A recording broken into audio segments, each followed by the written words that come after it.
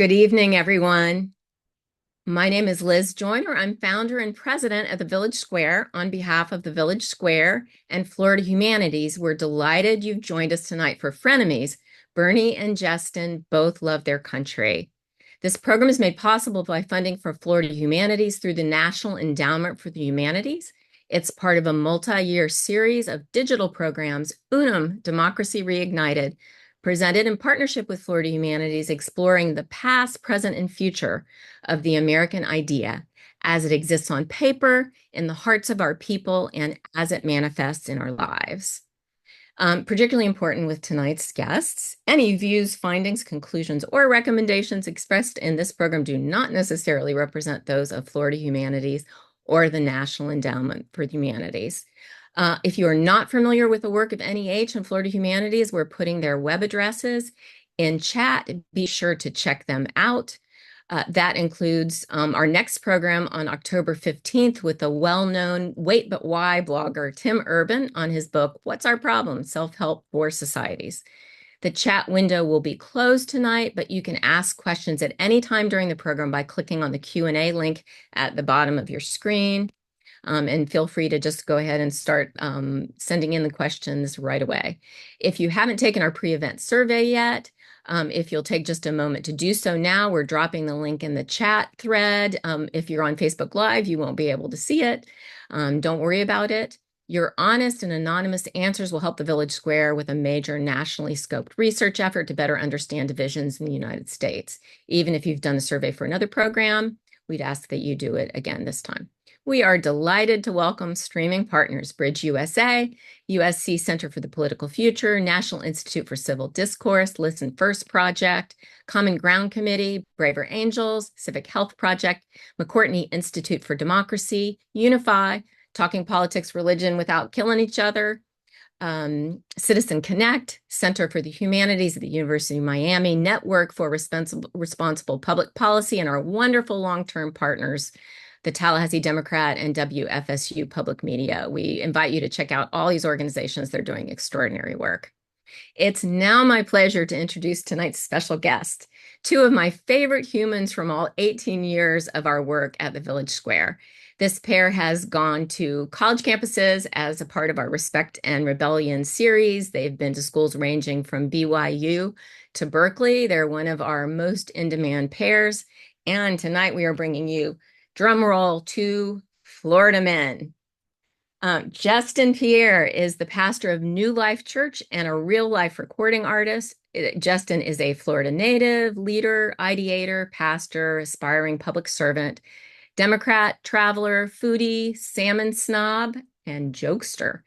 Berny Jacques is an attorney by profession and a member of the Florida House of Representatives, District 59. Berny is a Haiti native, practicing lawyer, elected state rep, staunch Republican, Florida lover, community leader, aspiring Ralph Lauren polo model, decent golfer, thinker, and talker. Gentlemen, what a joy it is to be with you here tonight. It's a privilege to be here, and good evening to everyone. Thanks for taking time out of your busy schedule to join us. Yeah, great to be on. So I have got two recent news headlines I wanted to share with you from the great state of Florida. The first one is Florida man tries to get alligator drunk, gets bitten. And the second is Florida man arrested while crossing Atlantic Ocean in a hamster wheel. So my first question to you tonight is, did either one of those stories involve either of you? Tell the truth. I won't tell anyone else. No, but I probably have come close to one of those. Can you tell us which one? I'll leave it there. Good call, Bernie. So we are Florida men, but we are not Florida man. So there's a difference. Yeah, you know what? I think there is. That was good. I didn't even give you any warning about that, so that was a good answer. So I'm leaving the real introductions for this evening for Berny and Geston to do for each other. But after I start with a poll about what Americans think about the angry political environment and about each other. So if we can throw that poll up for a second. And And here it goes. Okay.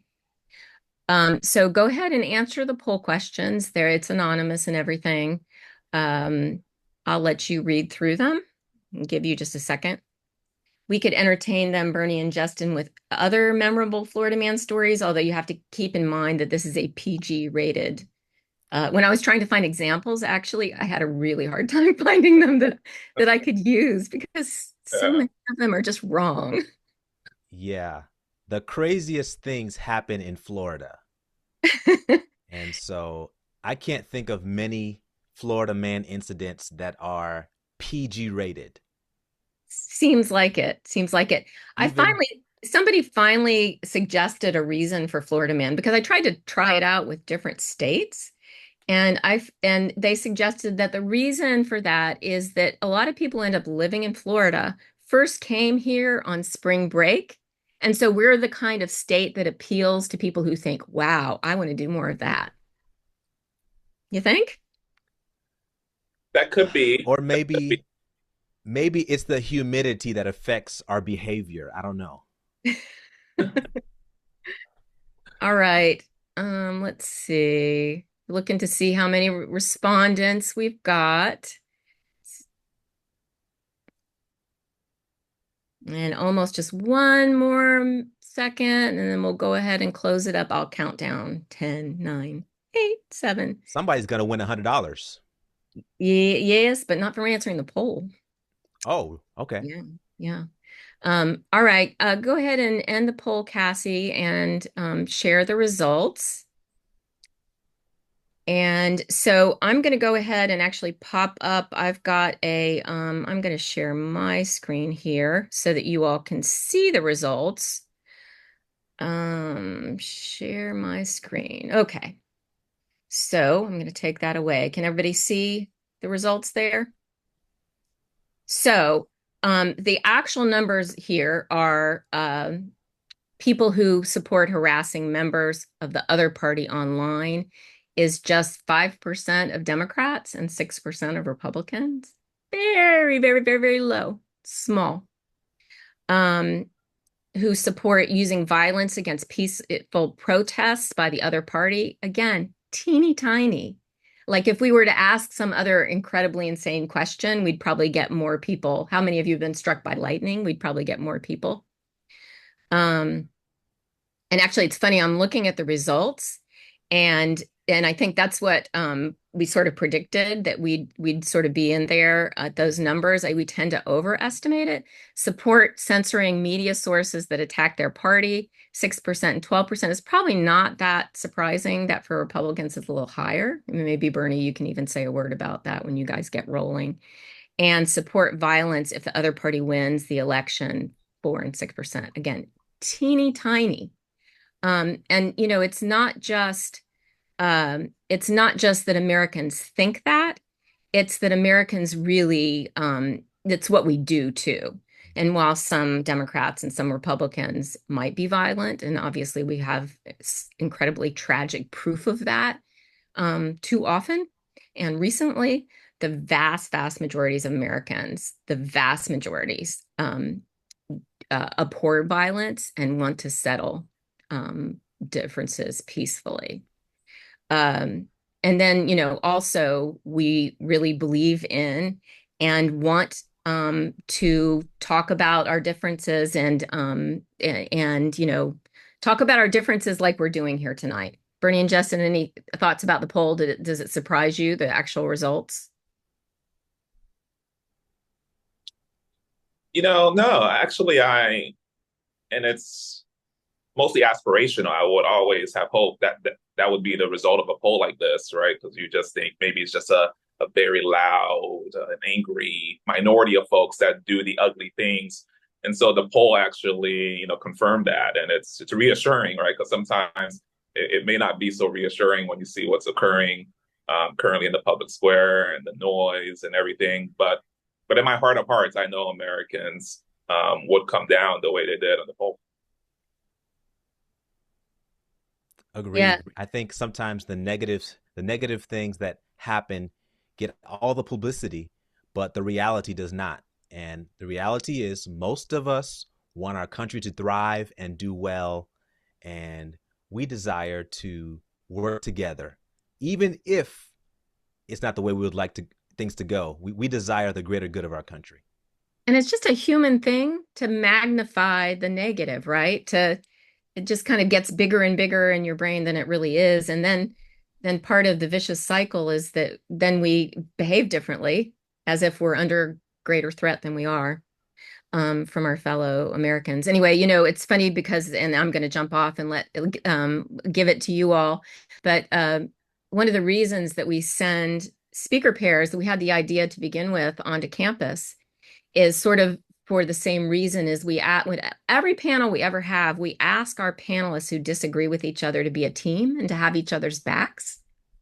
And if somebody on your side of a division, a difficult division, and we've had all the conversations on all the topics, if they're being given a hard time by somebody in the audience to have their back, it's amazing how well people do it. The panelists always rise to the occasion, and it changes everything.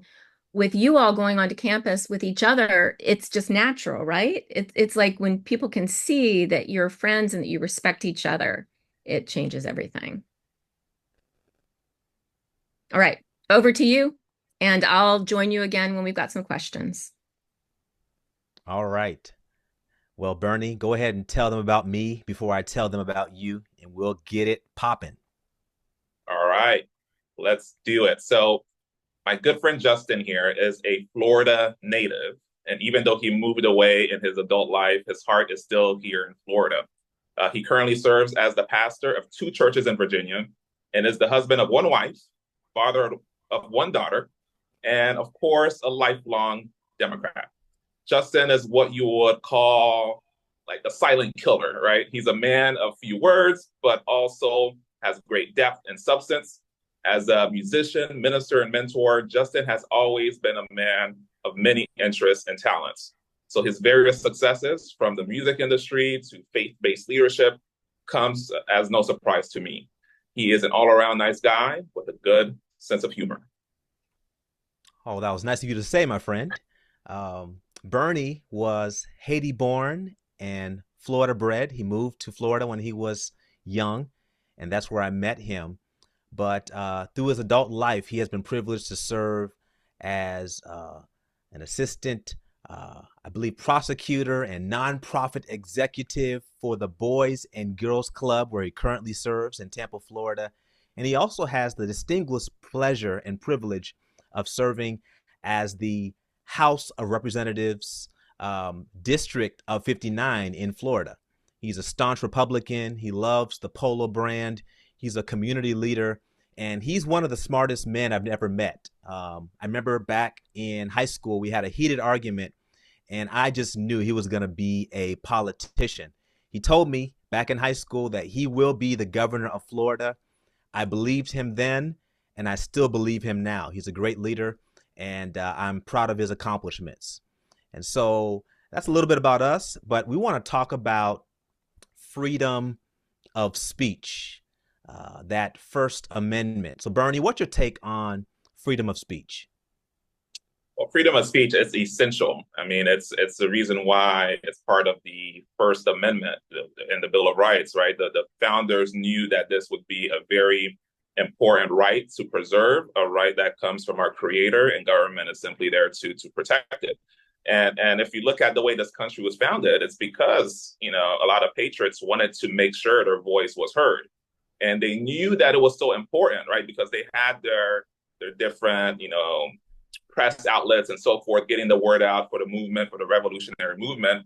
But I think they also realized that if you allow for robust conversation and the free exchange of ideas, it will avoid what ended up being, a hot war, a revolution type situation. So using our words is a great way to foster the exchange of ideas, to express dissent when you don't agree with what your government is doing, with what the powers that be are doing. So it doesn't get to the level where it's we're going at it in a violent way. And so I truly believe in that freedom, and I hope it continues to be upheld. by every facet of our society.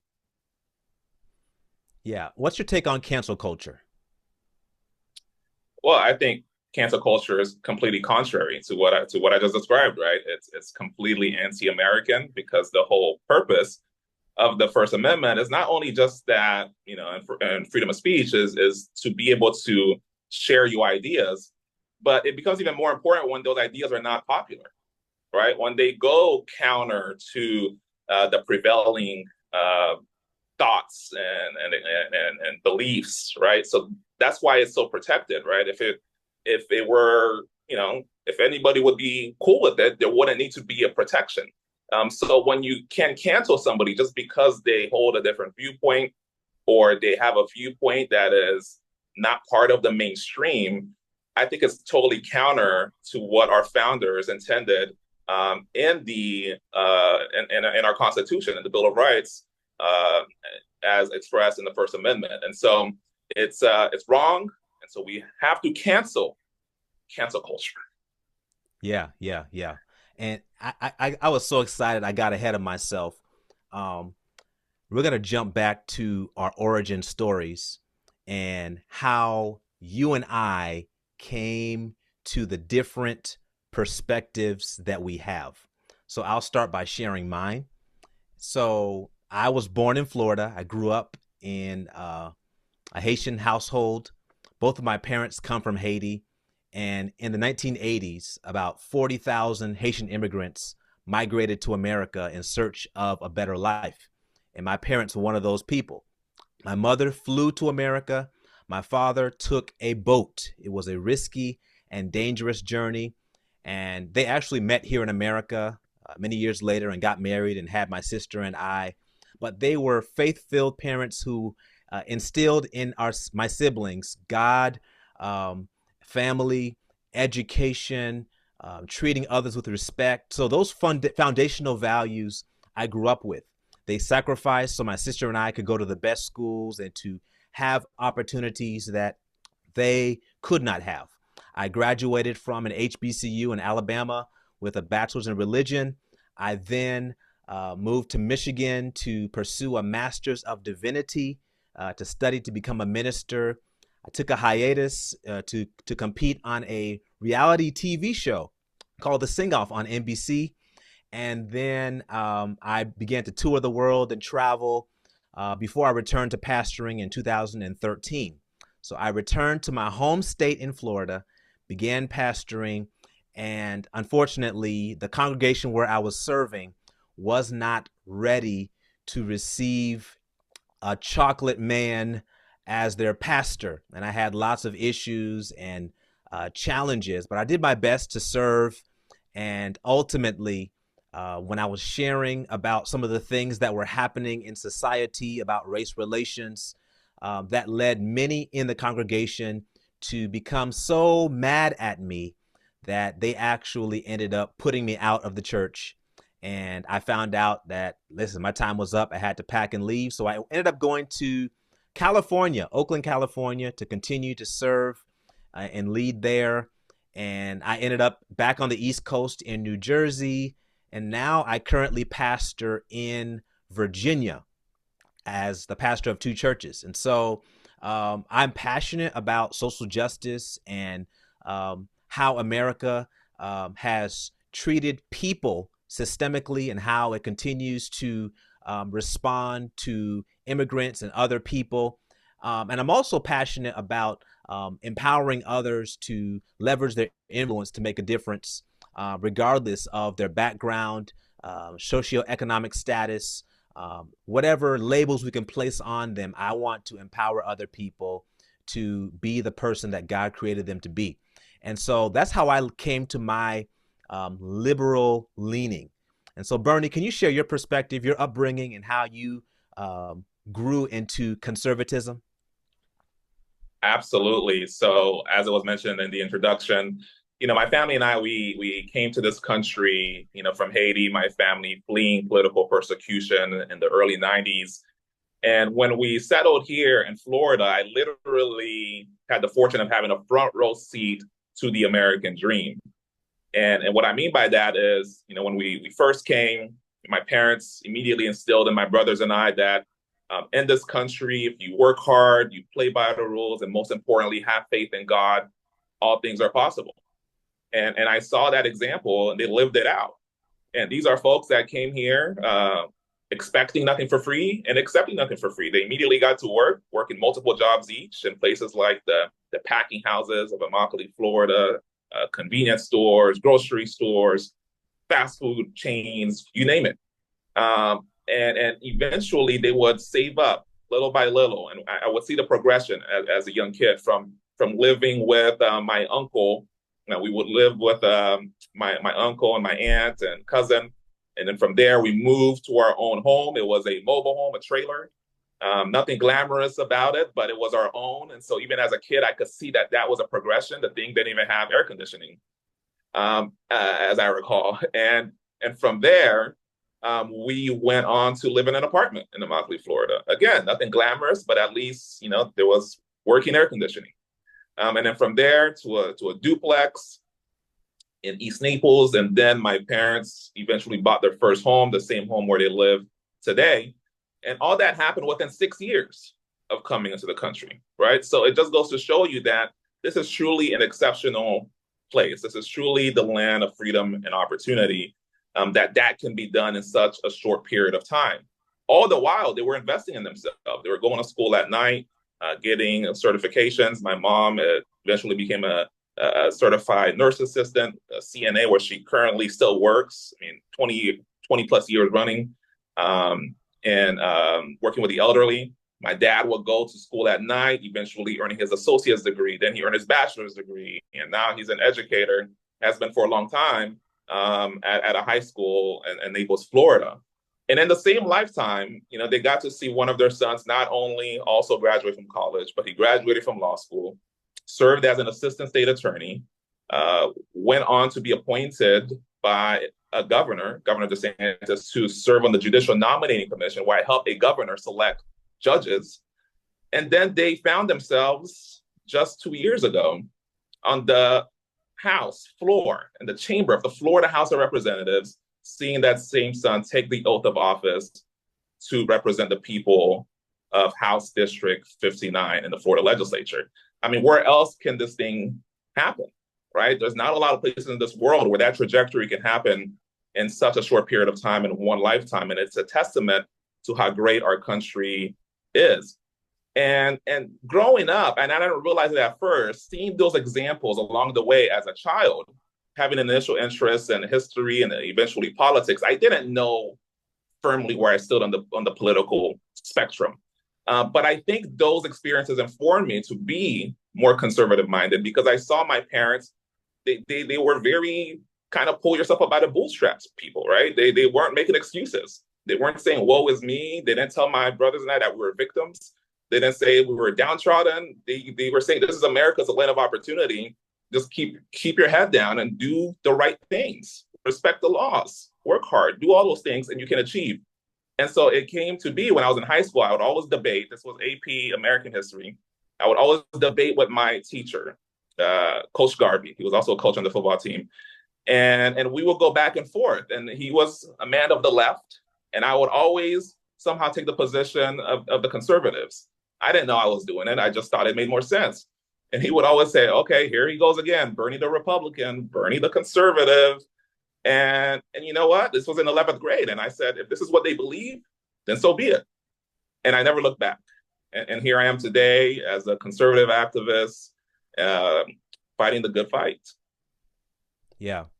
And so you and I completely disagree on politics. And we have those disagreements as kids. Yeah, we had a lot of arguments.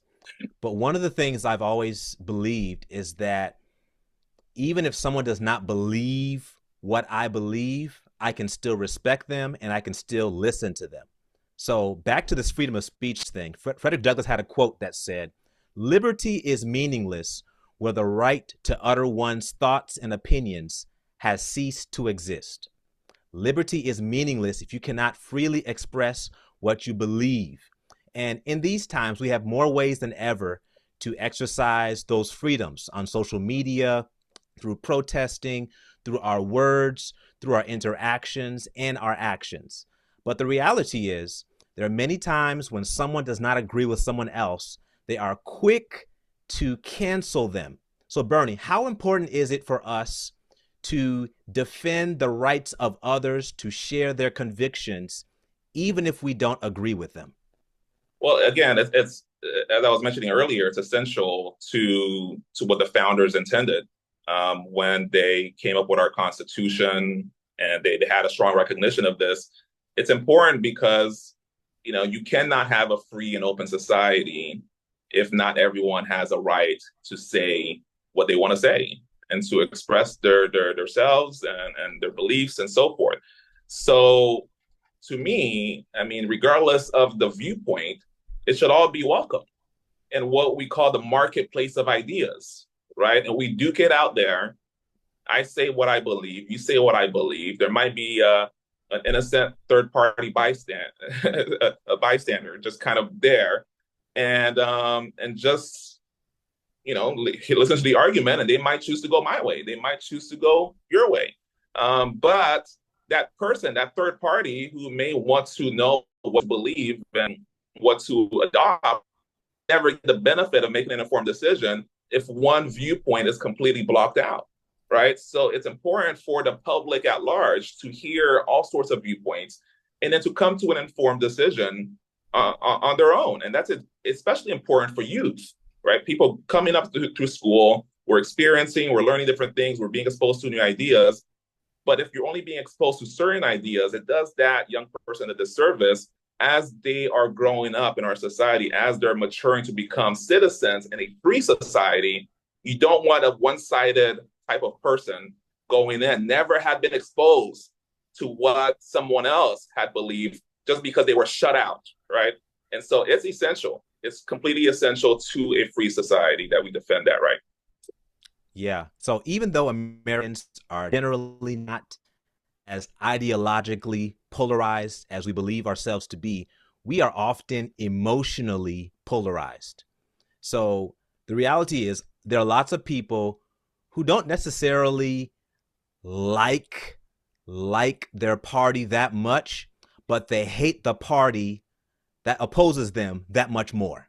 Like, there are so many people, they're not really sure about what their party ultimately believes, but if they find out you're a part of the other party, oh my goodness, you get all of their wrath. So Bernie, what do you think about politics as an identity, and how does that play into political polarization? Well, look, I'm obviously in politics. I serve in public office. I am a strong believer, in the Republican Party, as it's the party that represents conservative viewpoints. And so to me, it very much is a part of my identity. And the reason being, for me, I alluded to this a little bit earlier. I had an interest in politics early on. Right? I started with a love for American history, and then just started getting curious about politics starting in middle school. So to me, I mean, it's something I'm very passionate about. But for others, politics, they may not be in politics. Politics is a reflection of their values as well, right? So it's an expression of your values, and you express that in the political process on how you want your leaders to legislate, on how you want them to execute on certain policies based on things you fundamentally believe. So I can never fault somebody for, quote unquote, having it to be part of your identity, right? Because it's very meaningful to a lot of people. There are a lot of deep, strong issues that can only be manifested through the political process. And there's other societies they don't have that outlet, right? There is no political process to make society in a way that's more conducive to your values and your beliefs. And so I will never fault somebody for that. But what I would say is, it doesn't have to be just because somebody disagrees, right?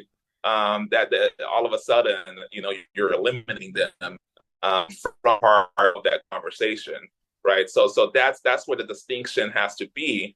I mean, I have no issue with somebody being staunch on anything, and fight the good fight. I'll do likewise. But I would hope that my right to do likewise is respected, just like yours is. And so just like somebody else's is, there's a whole host of ideas that can be brought into the public square into the marketplace of ideas where we can get the best product. Yeah. And the reality is, Bernie, sometimes we're so locked into our political identities. It doesn't matter who the candidate is, doesn't matter what information is coming out, what condition our party is in. Nobody can change our minds. I mean, we are locked into our convictions.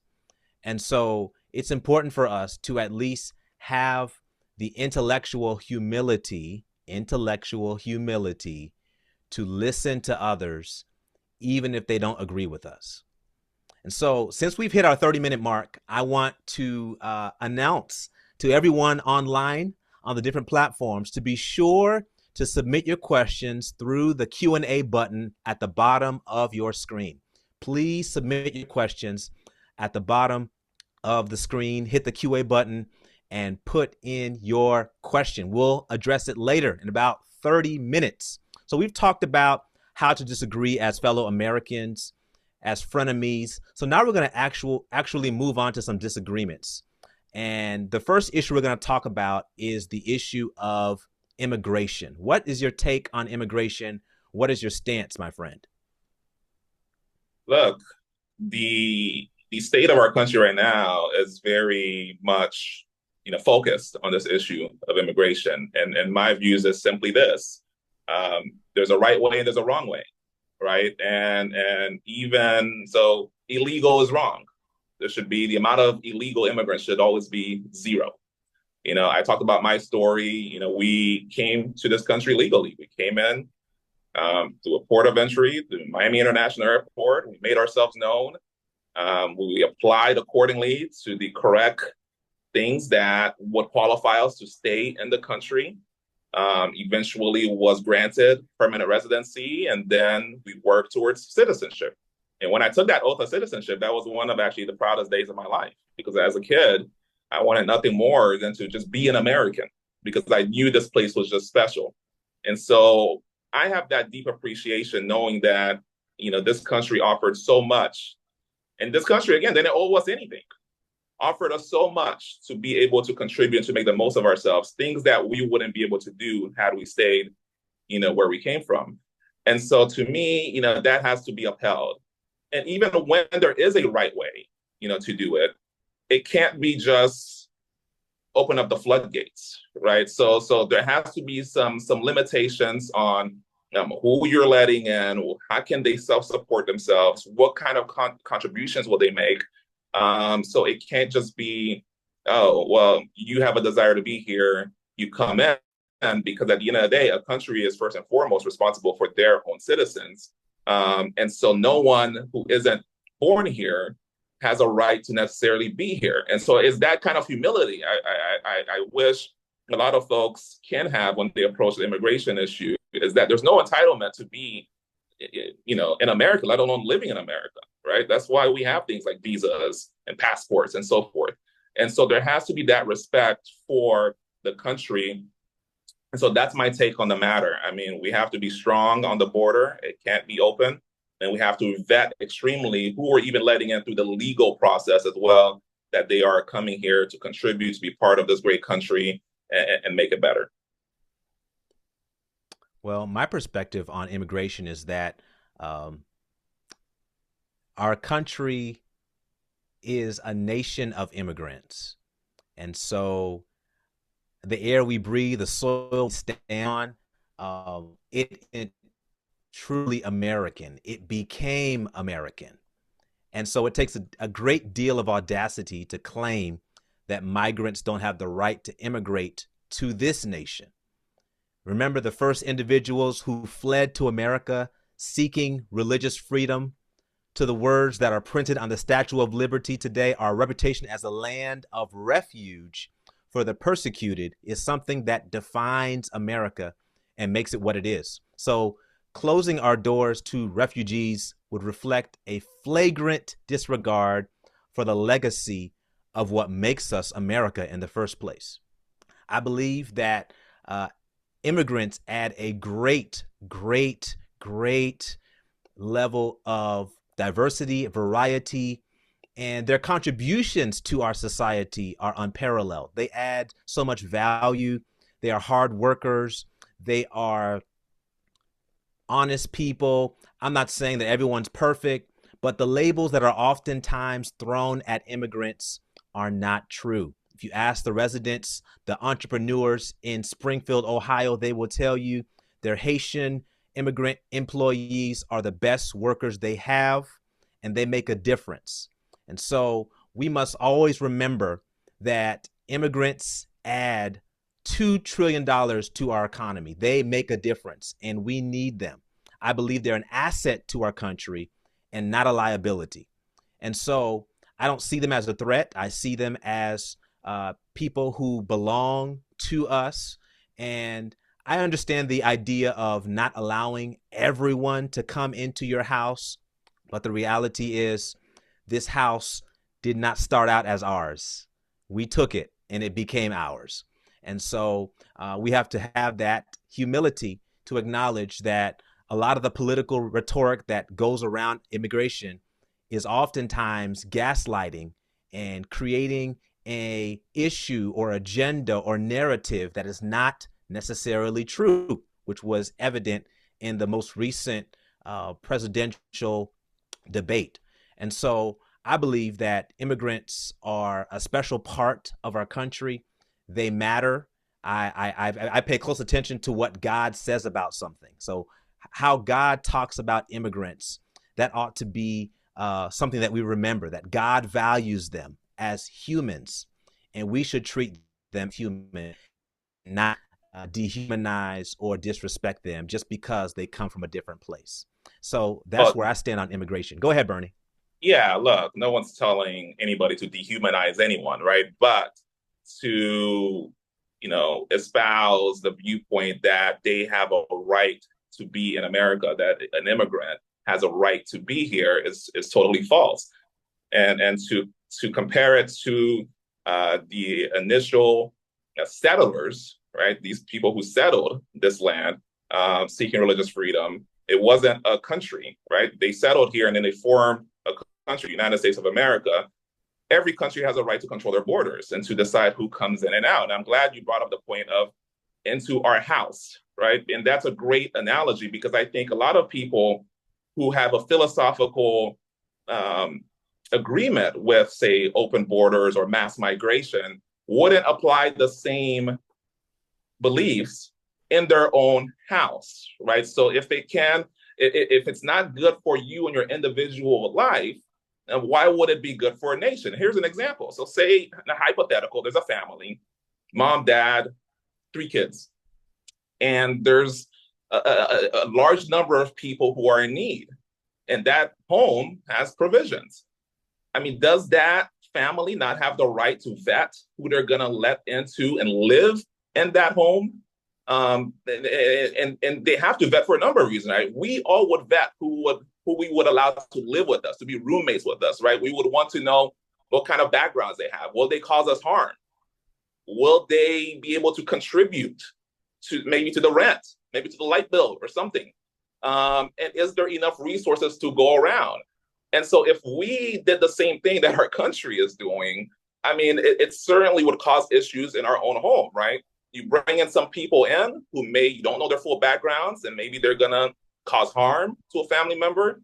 Maybe there's not enough resources to go around, but then you're giving them extra resources. You're giving them an allowance, and your kid is now getting less allowance. Your kid's getting less snacks because you're giving it to this person that you're helping, all these people, and you didn't have the capacity to do it. That's going to cause some resentment, right, to the people you're first responsible for, which is your family members. And that's what countries are. That's what nations are. Nations aren't just, land masses. They're a collection of people who expect their government to put them first. And so if you have a situation with mass migration, it doesn't matter where they're from. And then there's a lot of them, and then it's causing actual American citizens to get the short end of the stick. Is the same analogy as if we opened up our homes to people that we can't even fully take care of, but then we give them more than the people we are responsible for. That is going to cause resentment and division, and rightfully so. And so that is what we need to understand when we talk about, it has to be very much vetted. It can't be anything illegal, because in a legal situation at that, And that example would be somebody just coming through the window, not even telling you they want to come in. I'm just talking about the even just the legal process. You still have to do extreme vetting, and none of them had a right to be in your home initially. So if you let them in, it makes perfect sense to say, hey, you're going to come in, you're going to work, you're going to contribute to the light bill, you're going to contribute, to the groceries and so forth. And here's an X amount of time when you have to stand on your own 2 feet to go off on your own. But to let everybody in, especially when you have other people to take care of, no one would do that in their own individual lives. So why should a nation do that on a national perspective? Well, I hear your point, Bernie, but I believe that there's enough room in the American House and resources to accommodate those who are looking for a better life, those who are seeking asylum, seeking refuge from their current conditions wherever they call home. So I don't subscribe to the idea that immigrants take away from us. Immigrants add to us. They don't take away from us. And so the idea that we have less because they are here, I don't subscribe to that notion. But I do hear what you're saying, Bernie, and I do not hope that everyone here, just anybody to come into their own personal house. But when it comes to America, we are a nation of immigrants, and we have laws that are in place to deal with those who are seeking asylum from their homes to find a better life here in America. Well, look, yeah, So we can't overgeneralize as well. Not every immigrant here is adding, right? So I follow a Twitter page, formerly known as Twitter. It's X now. I believe it's Migrant Crime, and there are situations where you have illegal aliens committing crimes here in our nation. And the tragedy of that, and as former prosecutor, this is an area that I'm very passionate about, public safety. The tragedy of something like that occurring is that it has because of the victims.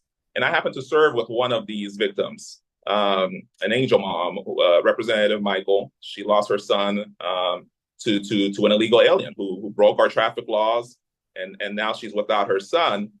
But the agony of that is that it's a preventable death, because had we done our job, that person wouldn't have been in the country in the first place, right? Had we been serious about our borders and vetting these people, if they're illegal, shouldn't have been in here in the first place. So I get all sorts of people commit crimes, but there's something extra upsetting to know, wait, that person wasn't even supposed to be here, but because of our broken immigration laws and our broken border, they were allowed to be in.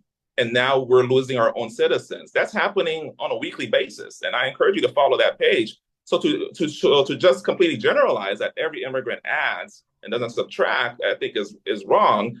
That's why vetting is extremely important, because any kind of immigration, first and foremost, the purpose has to be, I think, to benefit the host country. And if there's not an addition, like you're talking about, to our host, to our country as citizens, then I don't see what would be a priority, right? And it's good. Sometimes it works well for the immigrant themselves, but every nation has to look out for their own interests. I don't fault any of the other countries in the world to look out for their own citizens. That's who we take the oath for, right? As an elected official, I take the oath for my constituents, Americans, and we have to advance the interests of our own constituents over those who aren't. I mean, and that's just a fact of life. And so the vetting has to be very important to know who's coming in, whether they will be adding, and the illegal has to be completely zeroed out, because we don't want people committing harm when they shouldn't have been here in the first place. All right. So we'll disagree on that topic, but we got to go to the next one, Bernie. The next topic is the Second Amendment and gun control. So what is your take on the Second Amendment and gun rights? Well, we opened up our conversation talking about freedom of speech, which is, of course, in the First Amendment. And right after the First Amendment, we have the Second Amendment, all right, which is our right, our individual right to keep and bear arms, something that the founders definitely saw as essential to preserve liberty. In fact, we would not have a United States of America, this great land where everybody wants to come to, if it wasn't for individual private citizens that were well armed to be able to take on the British, the powerful British. So it's essential to preserving our rights against tyranny, and it's very important to public safety, right? So it's I'm a law and order guy. I believe in law enforcement, but sometimes if you're calling, the response may be a little delayed, right? And if you are well armed, you can be able to defend you and your family immediately as law enforcement is on the way. So we should never disarm people and make it seem like somehow exercising your Second Amendment rights, which is again, and one of the inalienable rights that is endowed to us by our Creator. It is wrong to disarm people and to make them feel ashamed to be exercising such an essential right that actually gave birth to this great nation of ours. Yeah. So I want to start off by reading this statement from 1791. A well-regulated militia being necessary to the security of a free state, the right of the people to keep and bear arms shall not be infringed. And so an individual had rights to carry and use arms for self-defense, and it was envisioned by the framers of the Constitution to have a check in power. Think about it. The Second Amendment provides people with the last coup de grace that would enable the states to thwart and oppose the general government. So basically, it makes every citizen a soldier and every soldier a citizen. I'll say that one more time. The Second Amendment makes every citizen a soldier and every soldier a citizen. Like most rights, I don't believe that you can have a right without a responsibility. And so a lot of folks believe that the Second Amendment means that you can have limitless weapons, whatever you want to do. It's your right. It should be your practice. But I think that regulation, there's a place for regulation even within gun rights. I think controls are necessary for societies to exist and thrive. We're a nation of laws. And I think that if we were to regulate gun usage and laws more, we could perhaps see less mass shootings, less school shootings, less shootings in the public square. Because the reality is AR-15s and assault weapons, they should have no place in the civilians' gun cabinetry. That's my opinion.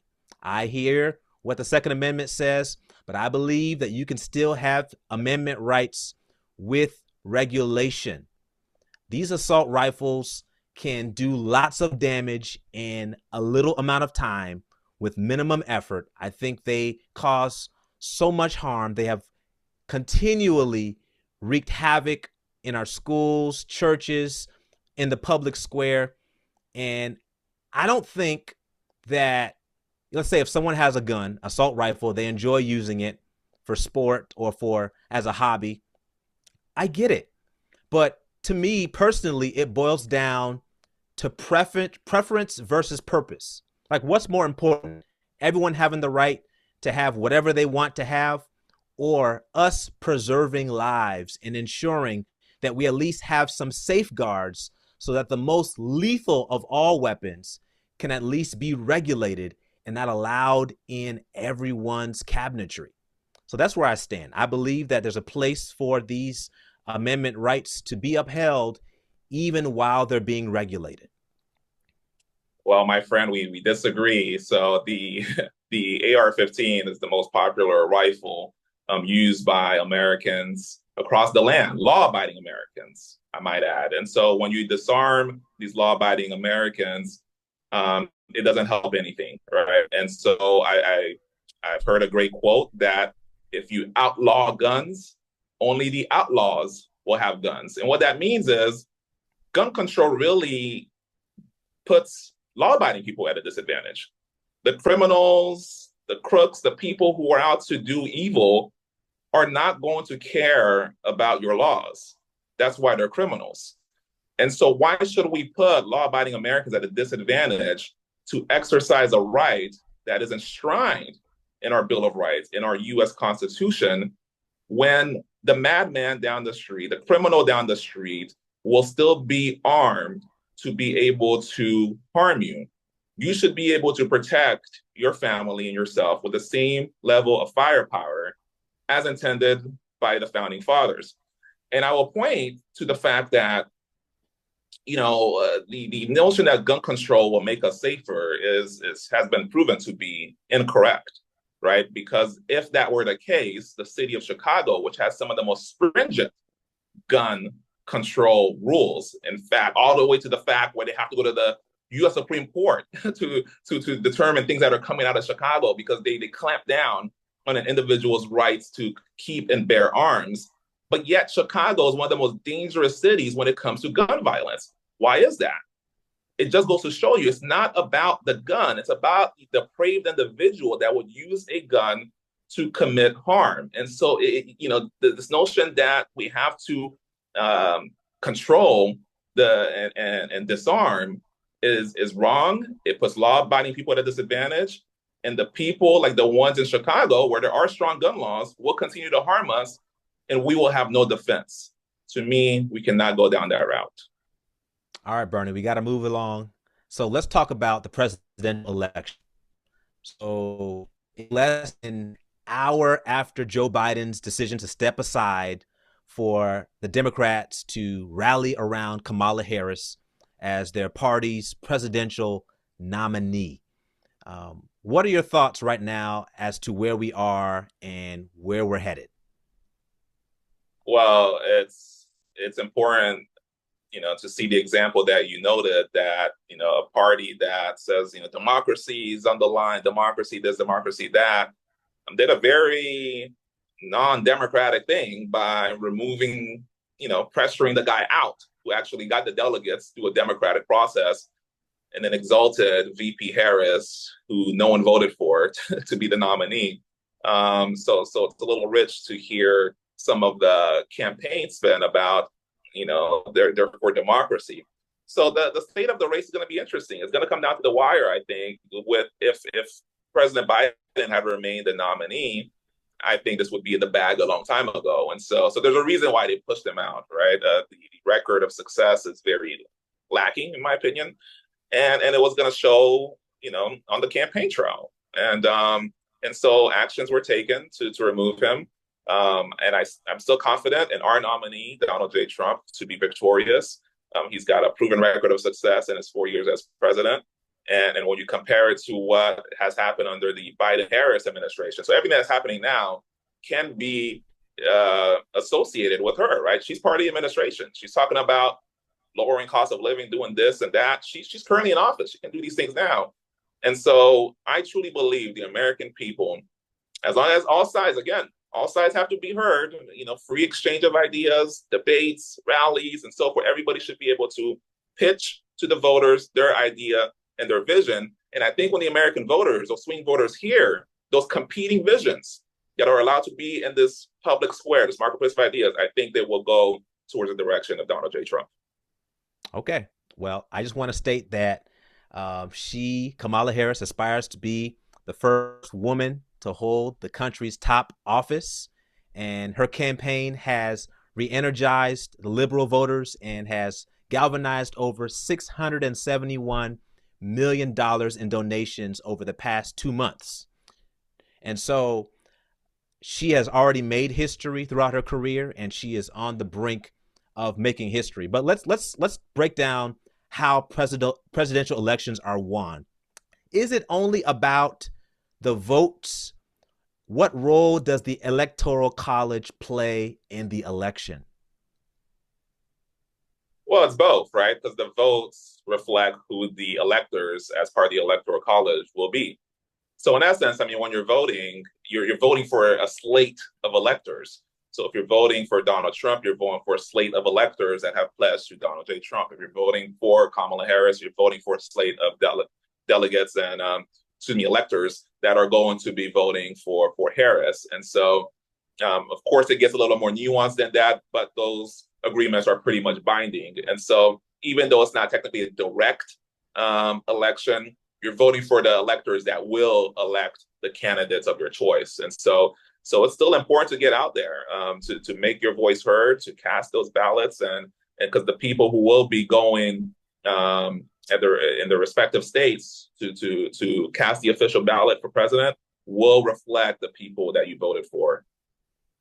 Yeah. So the election is uh, several weeks away, and just recently we saw another headline that stopped all of us in our tracks to see that a presidential candidate was there was an attempt to commit harm to Donald Trump on his own golf course. And a lot of folks are, jumping to conclusions and saying this is the reason why that happened. But the reality is, when things happen, it seems like the things that should unify us are creating even more division because of the level of polarization.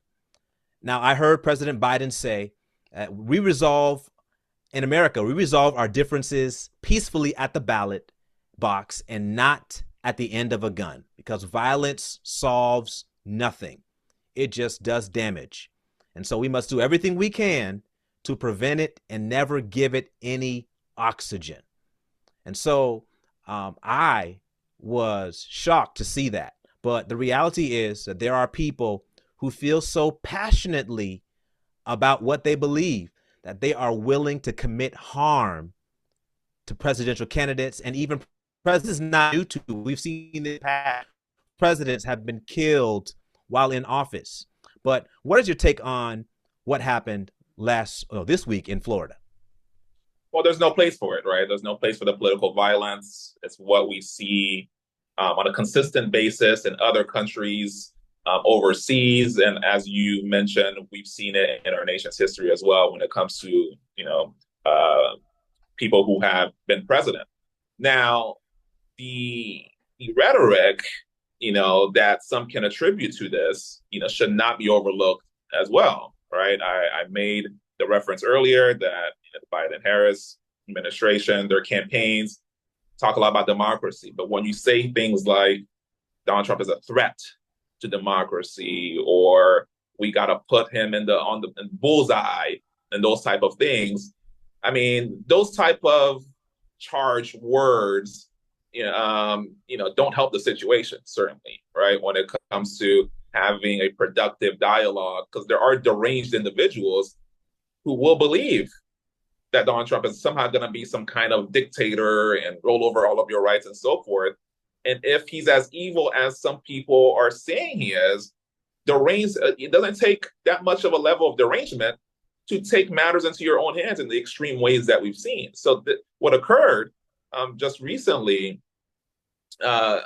is it's the second assassination attempt, right? So let's not forget what happened a couple months ago in Butler, Pennsylvania, where the president was actually hit, right? A close call, just a slight tilt of the head. President Trump was hit, and then now we had a situation where he potentially could have been hit once again. So it's a very scary time, for our country. This type of thing should not be occurring.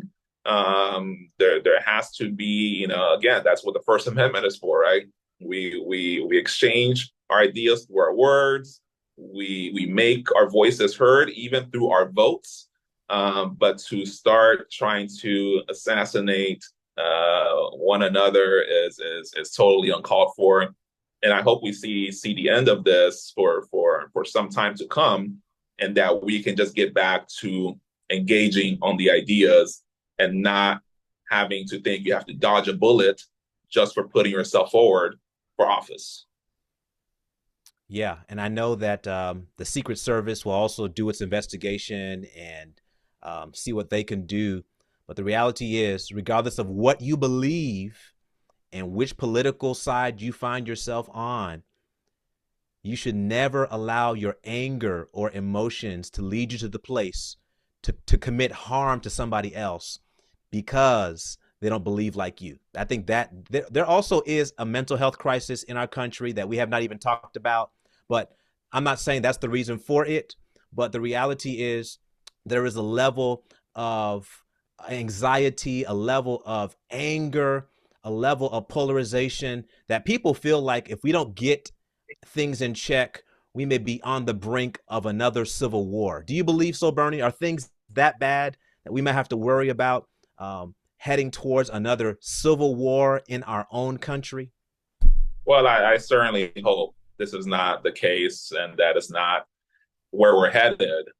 Certainly, it's not academic, it's not theoretical. That has happened before, in this country, right? So we know there's a we're capable of engaging in a civil war because it's been done before.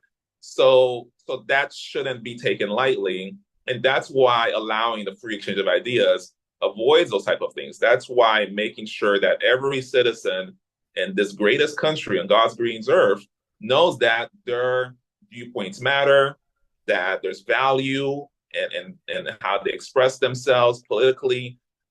Because if they don't feel there's an outlet, right? If folks feel like their backs are up against the wall, that I'm just shut out, you become marginalized, and you're like, no one's listening to my viewpoints. My candidates are getting censored either through big tech or the powers that be. It can make people feel very upset and angry. I'm not saying it's going to come to the point of a civil war, but it doesn't help, right? That level of agitation will rise and people feel they can't freely communicate when they disagree, and us giving them the grace of allowing them to disagree in the public square. You don't have to take it. You don't have to agree, but let people express themselves and have a free exchange of ideas in every sector of our society. Well, we're going to bring back out Liz Joyner from the Village Square to facilitate our Q&A because a lot of folks have been asking questions, and we look forward to engaging with you all. Thank you for hanging around with us. Every time I get to hang out with the two of you, I remember why I want you to meet every single American, and then we'll be good, right? You just have to go on a national tour, meet all 330 million of them, hang out with them a little while.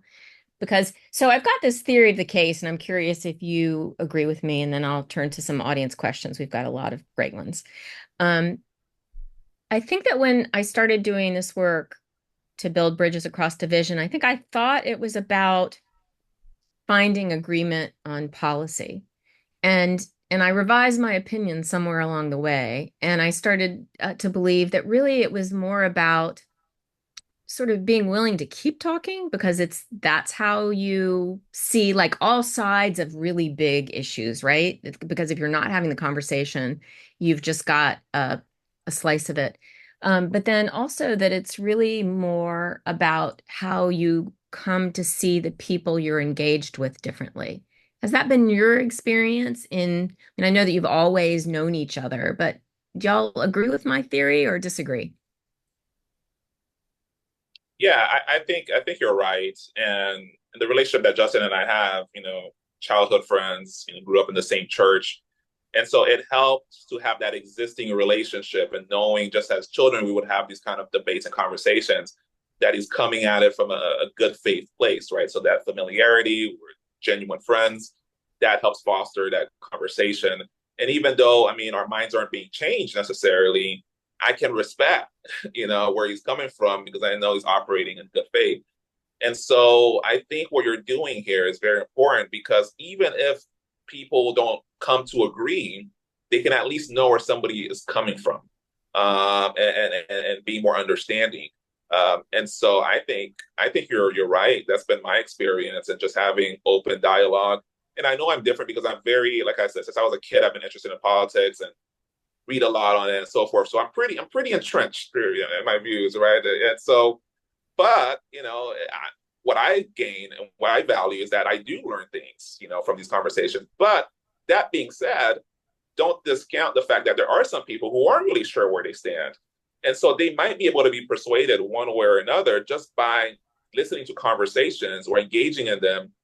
And we have to be able to allow them to genuinely engage and not feel afraid that they're just going to be dismissed if they express something that might be deemed unpopular, right? It does a disservice to them because they might have come around and agreed to your position, but they just wanted to give their 2 cents. But if people feel like they're going to be shut out, that's never going to happen. And there might never be any kind of agreement, or at the very least, know where somebody is coming from. So that's, it's interesting that I think I didn't completely understand. My politics are center left. And I think before I started, I didn't understand how difficult we've made it for conservatives to be part of the conversation in the public square. And so sometimes I think that my biggest job is to make sure that that people feel welcome, that they feel like they won't be they're welcome with all the things they bring, including like we started early with our God Squad. Yes, you can bring your faith into the public square. And I have a lot of empathy now for how it feels, kind of looking at the conversations through the eyes of conservatives. And I think it's part of what's brought us to where we are, which means that I want as many conservatives in the public square as possible. Yeah, Justin, and I think it's important for people to be willing and open to be stretched and to get out of your comfort zone because you need patience to do this work, to engage with the other side. You need patience, intellectual humility, and a willingness to listen. And so, yes, lean into those opportunities. Don't run away. Um, so questions, I love this. So I've got two questions, two audience members. Um, Part one is from Anthony. When did you all first realize you had very different points of view? So like I want to hear about, the 8-year-old Bernie and Geston conversation. And then from Diane, did your family dynamics have anything to do with your abilities to remain friends, even with fundamental disagreements? Were they also people who could see a bigger, deeper picture? Yeah, so going back to those early conversations, it's very different, right? Because I mean, this was like middle school, so you don't really know, what you're talking about, right? So I mean, you might have an idea, but I mean, you just know you're arguing, and so, but as I mature, I become more sure in what I believe and can provide, more of a basis for why I got to certain conclusions. But I would say when I really realized that is just seeing. So we both, left Naples. We went our different ways. Justin to Oakwood and HBCU in Alabama. I went to another same denomination Christian school over in the Washington D.C. area. And then following each other, staying in touch online, you could tell he had some different beliefs. Right? This is we're different. So you start seeing it more and more. But then we have the existing friendship. We will come back in the summers, hang out, go to the movies, beach, different church groups type things. But you could tell as we came into our own, we're becoming more, sure in our beliefs, and it was different. Regarding the family dynamic, yes, I think that helps. Growing up again in the same church, families both of us were involved in the church as well, and so there's a lot of goodwill there. Having that pre-existing relationship that was family based as well. Yeah, I think that having that level of community has made a difference in our relationship because, you know, when you think about our differences and how much we disagree and how often we disagree, I've just come to the conclusion and realization that no matter how often or how long Bernie is wrong, do you hear me? No matter how long Bernie is wrong, I will never cancel him. There you have it, Bernie. You will always be my friend. Thank you, sir. Well, as Bernie gets bigger and bigger jobs in politics, you're going to have to hire him at some point in time, right?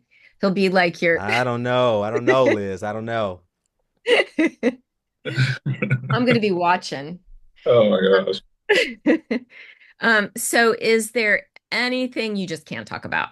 Like, have you hit a wall on something that's just like, yeah, we're done? No, for me, I think there's no untouchable topic, but I do believe that there's a time and place for any topic. So you have to kind of use your wisdom. It's not always the best time to troll Bernie. Like the day that Trump was on his golf course and someone tried to, you know, commit a crime and hurt him. I didn't text Bernie that day and troll him and say, "Oh, what do you think about?" I know Bernie's in shock. I know he's probably, hurting, frustrated, angry. I'm not saying I know what he's going through, but I'm not going to raise certain topics at the wrong time. So I exercise wisdom, but there is no untouchable topic for me, whether it's abortion, whether it's the economy, whether it's the environment. I'm not afraid to talk about anything, faith, anything, any topic can be talked about, but timing matters. Because you value the relationship more than anything else, right? Exactly. Absolutely. Yeah, no, we've gotten into some really, sticky topics, even following the summer of unrest of 2020, and the issues of race were coming up, BLM. I know we've touched on it in previous segments when we've done this sort of thing, but I mean, we have very different views on that when it comes to things like systemic racism and so forth. And indeed, it could get pretty charged, right? Because people have experiences that might inform. And so you have to know how to navigate and use discernment and just be, time and place and just know how to approach. But it doesn't mean it's off the table, right? Because we disagree on the state of race, in the country and what needs to be done.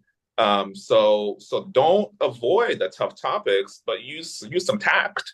I mean, that could go a long way. Yeah, so you two both know Dr. Jacob Hess, who's my political opposite. We've done a lot of projects together. And I'm a DC native. And so on January 6th, I kind of sat there and watched it and just wept. One person called me all day long, one person, and that was Jacob. And he called me to see if I was okay. Hmm. He knew how much this was hurting my heart, and he shared it was hurting his too. And it's like once you have experiences like that with someone, it changes everything, right? Our political differences, which don't really change, mine and Jacob's, are about the 20th most important thing about our relationship. And, I worry we don't have enough relationships like yours and ours. And that's part of what's pulling us apart, you know? Yeah, the Yeah. relationships matter. I mean, as I mentioned earlier, that pre-existing relationships certainly, you can go into the conversations much more in a much more comfortable way, knowing, this person cares for me and I care for them. And so I challenge people to just, be friends first, or just even not friends, just get to know somebody on a different level as well. What sports teams do they like? What are their hobbies and so forth?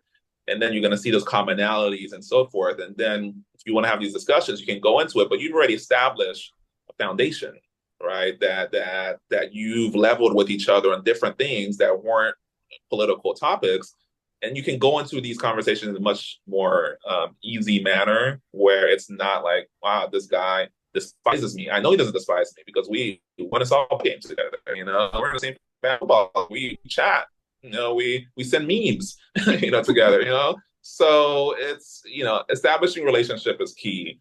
I know it's not always possible. It's a very fast-paced life a lot of times. But if there can be just that level of, I can see this person in a different light other than their political views, it will help. Yeah. So if I could summarize that, be a human and not a political robot. Just be a human and let that be the foundation and find your commonalities. Yeah.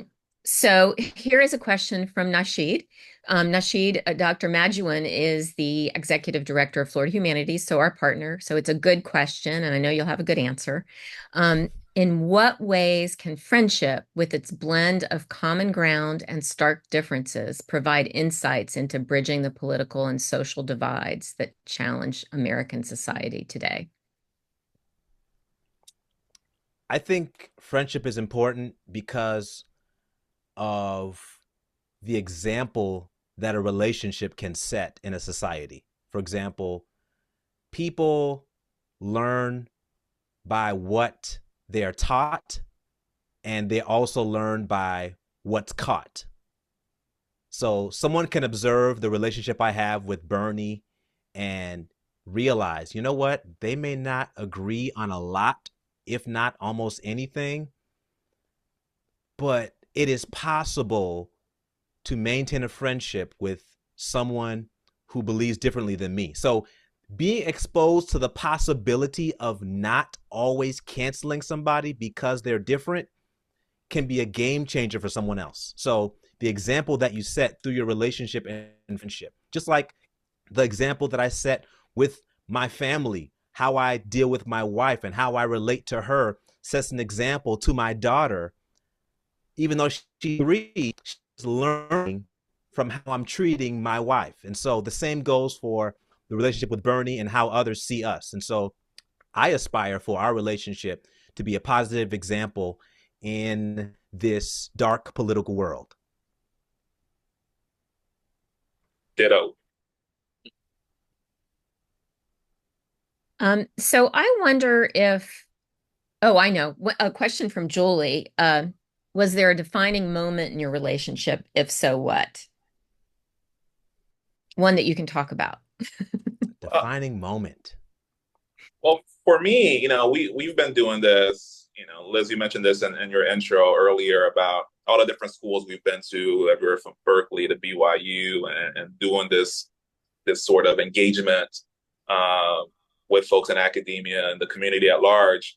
I mean, that was a defining moment because Justin reached out to me about this idea. He's the one that pitched it and said, "Hey, I think this would be a great opportunity for us to basically go on the road and do this." And to me, that was very defining because it showed, I knew he valued me as a friend, but he valued me enough to like put my views out there, right? I mean, this is an accomplished guy, who's been on national television, met a president, and has done a lot of things. He could have had audiences without me being present, right? He was living out in the Oakland area. He could have spoke at Berkeley without me ever being next to him. But the fact that he would invite me to engage in this journey, now my voice was able to be heard on Berkeley's campus, and he's given me also the opportunity to be heard and to highlight my views. And sometimes these students have heard effectively, and the fact that Jeff, who ultimately disagrees with me, would allow me to come with him and allow people to hear about views that he vehemently disagrees with. It's a testament to who he is, and it was definitely a defining moment in our friendship. Absolutely. Yeah, and if I could piggyback on that, I think that was a full circle moment when I had the opportunity to connect with Liz through a friend, Kyle. And when they asked the question, do you have a friend that you disagree with politically, but you have a relationship with? I couldn't have thought of a better person than Bernie. And I was honored that he would even consider doing it because I know how busy he was. He was just starting out on the campaign trail many years ago, and lots of things going on. And so I felt honored in the same way that you felt honored that we could literally take our private conversations public on the road and to do it on a college campus. And sometimes the home advantage because the campus is extremely liberal. Sometimes he has the home court advantage because the campus is predominantly conservative. But at the end of the day, we go in there together as friends and we walk out the room as friends. And to me, that's a W. Wow, it gives me great honor. I feel like that's my mic drop moment. I can retire now that I had some little part in your defining moment. So it's pretty great. So I wanted to ask you about sort of watching the tragedy, both coming from families of refugees from Haiti and watching the tragedy there, as well as sort of how it intersects with our lives. Are there kind of perspectives that you all have that you share that you don't share that might be different than what, non-Haitian Americans experience? Yeah, I'll share this. Haitians have been the recipients of slander for a long time. Folks like to tote they are the poorest country in the Western Hemisphere, but they don't know about the history of Haiti and Hispaniola. And so Columbus landed on the island of Hispaniola in 1492, and he found this place. And later on, they ended up, wiping out the people and bringing slaves from West Africa to that place where there was lots of sugarcane and crops, and the agriculture was rich, and it produced lots of wealth for France.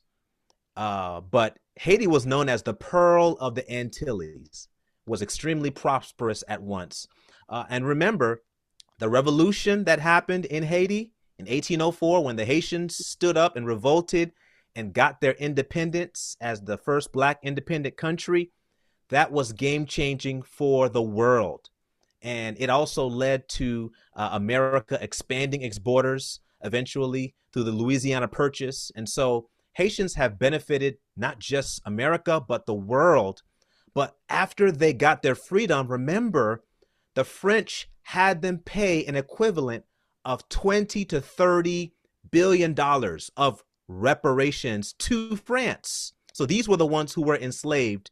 Now that they're free, France punishes them for their independence, and they had to work to pay that debt off. And it took over a century to pay that debt off. And so how Haiti got to this point is a combination of external exploitation, a combination of internal corruption. But Haitians are a resilient people. They're hard workers. They know how to rise above the rubble, literally and figuratively. And that's why when I hear certain comments about Haitians that are untrue, it hurts my heart. It boils my blood, because I know what Haitians are, what they're about, and how amazing they are. And I'll let my friend Bernie chime in on this topic. Look, I'm and obviously, I have a strong background, with the country of Haiti. But moving here as a young child, I don't pretend to be an expert in Haiti as well. And so, and my focus since growing up in Florida has, like I said, is to be an American. When I took that oath, that's been my focus here. But I love history, and I've a lot of things that Justin is saying are accurate insofar that there was a great uh, history of independence and so forth. It unraveled along the way somehow, and people can point to different reasons why and so forth. But I think a lot of things are way more nuanced than they are. So the fact is, it is the poorest country in the Western Hemisphere. We can't run away from the facts as well, right? There is high illiteracy rate. There is high poverty. There is, poor security.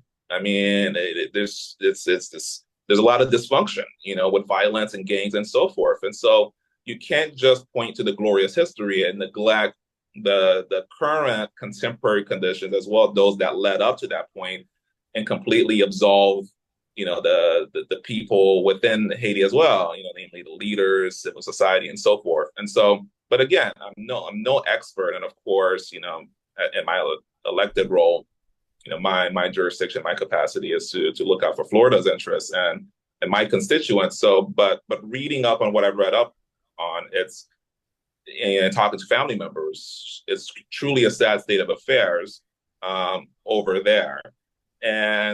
But at the same time, again, I don't want to paint a broad brush, right? It's, of course, I don't think I've heard, people who want to do total categorizations, that's kind of foolhardy. But to do it on the other end as well, that everything is great, is also wrong. There are certain good things, there are certain bad things. And when people are conveying that they've seen bad things, it shouldn't be completely dismissed either, just because we share the same heritage. It may end up being true, it may end up not being true, but just because somebody is saying something is occurring with a group of people that share our background, it's not an indictment on everybody who shares that background on a national stage, or certainly us. And so there has to be that level of just deciphering what is actually being pointed out, and seeing if issues can be addressed. In our immigration segment, I stress on this point.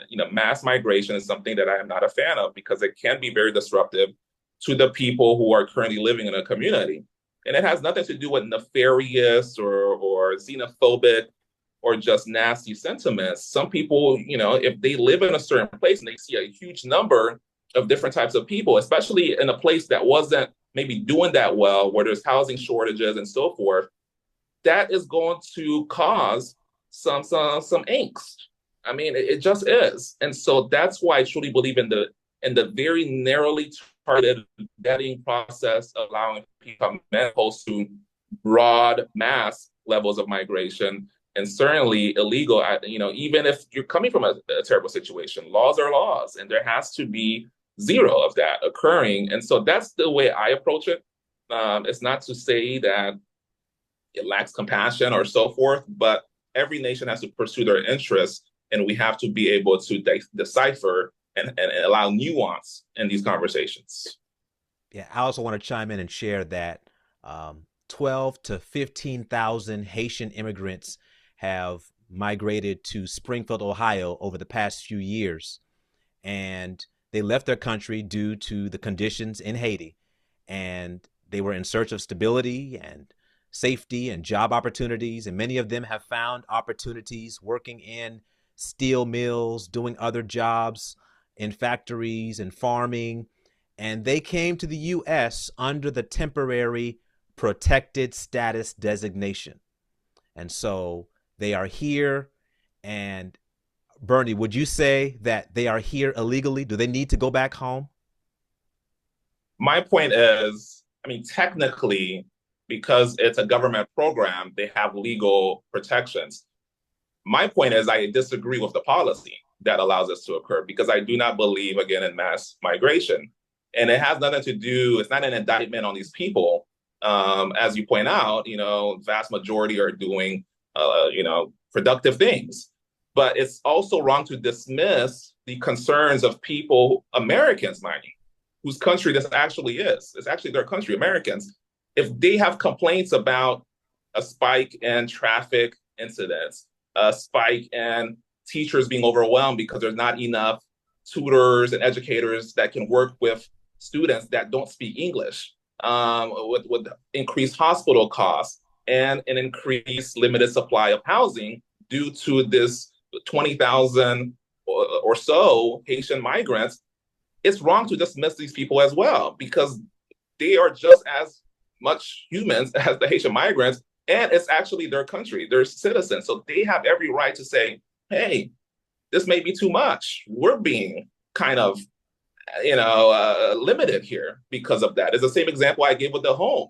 None of us would invite a whole bunch of people into our home if we had no capacity to really take care of them, and we don't know, and we have people to take care of are actually family members, and now resources are being taken away, incidents are occurring. So Those family Bernie, members would, those I'm family going to members would jump have in. I every right apologize. I to apologize. We're running out of time, unfortunately. So we're going to have you back and continue the conversation. But it strikes me, I've got a couple of closing questions for you.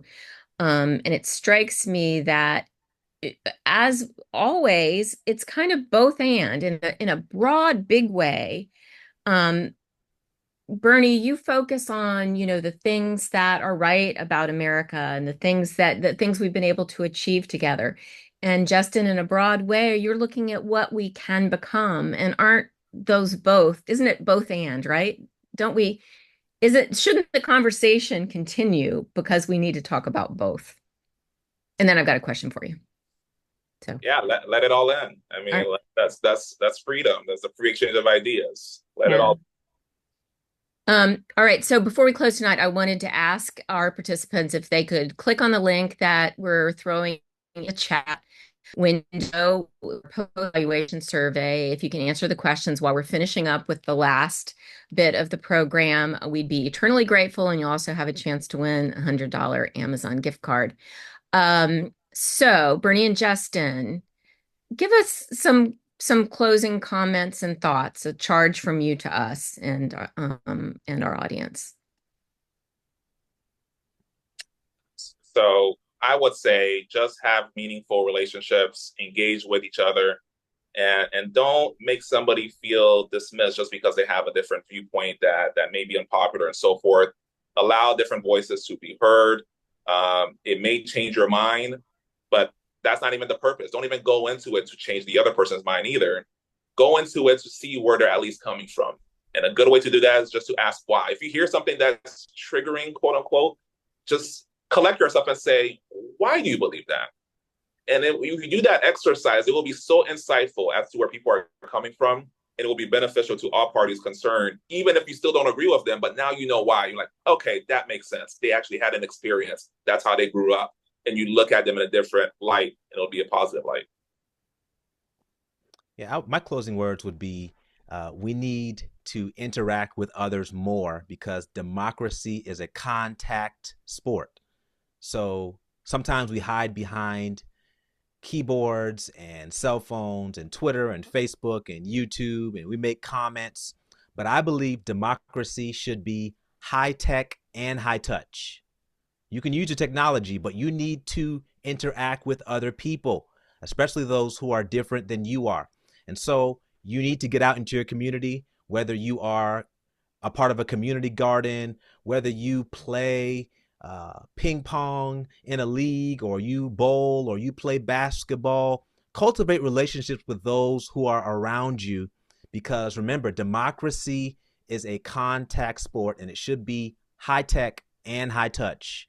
So stop hiding behind your keyboards and get involved in your community because Touch democracy some is at stake. grass, right? Touch some grass, be part of the world. And that's actually one thing I learned from a conservative friend is maybe we should have less that's about politics. Go play some pickleball. Anything you want to, any last thoughts or anything that gives you hope that you want to share before we say goodnight? Well, I just want to thank everybody who tuned in this evening, and thank you, Liz. You're truly doing yeoman's work in regards to this space. And hopefully, this can spark additional conversations and additional relationships that will allow us to have an even more thriving nation. Yeah, one thing that gives me hope is there's currently a female candidate for the president of the United States of America. And so that's hopeful for me. And one of the things that I've noticed is at the last session, there was legislation that was passed that was bipartisan. So it's a reminder that even if it is not broadly broadcasted or highlighted or shared, that there are people working together across the lines behind the scenes trying to make our country better for everybody. And that's hopeful to me, that it's not all gloom and doom, that we can work together for the greater good of our nation. Well, you two gentlemen give me lots of hope. And thank you so much for being with us tonight. On behalf of Florida Humanities and the Village Square and the rest of our streaming partners, we'd like to thank you for joining us. Good night, everyone. Good night, Berny and Geston. Take care. Thank you.